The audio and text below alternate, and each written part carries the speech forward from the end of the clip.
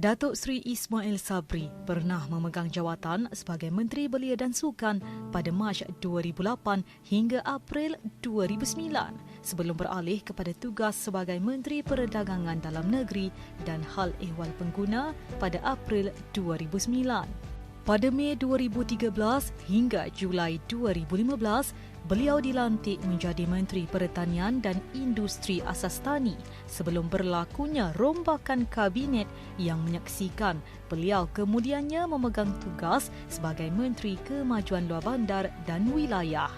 Anak kelahiran Temerloh Pahang ini berkahwin dengan Datin Sri Muhaini Zainal Abidin pada 1986 dan dikurniakan 3 anak lelaki serta seorang perempuan.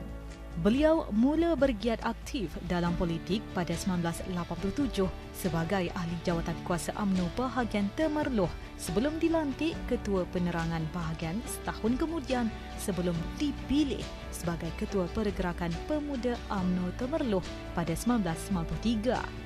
Pada 1995, beliau bertugas sebagai Setiausaha Politik kepada Menteri Kebudayaan, Kesenian dan Pelancongan ketika itu, Datuk Sabaruddin Cik, sebelum memegang jawatan Timbalan Ketua UMNO Bahagian Temerloh dan 3 tahun kemudiannya sebagai Ketua UMNO bahagian itu pada 2001.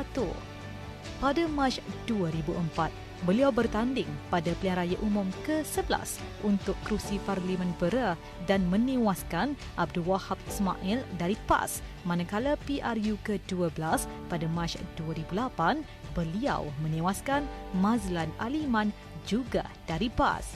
Pada Ogos 2008, beliau memegang jawatan sebagai Ketua UMNO Bahagian Berea dan pada Mac 2009, beliau terpilih sebagai Ahli Majlis Tertinggi UMNO Penggal 2008-2011 sebelum sekali lagi pada Penggal 2013-2016.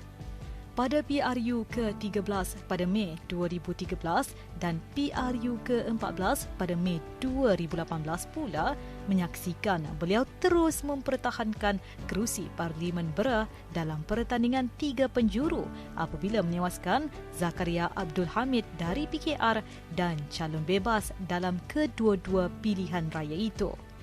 Pada Julai 2018, beliau dipilih sebagai Naib Presiden UMNO bagi Penggal 2018-2021 dan pada 2018 sehingga Mei 2019, beliau dilantik sebagai Pengerusi Perhubungan UMNO Selangor.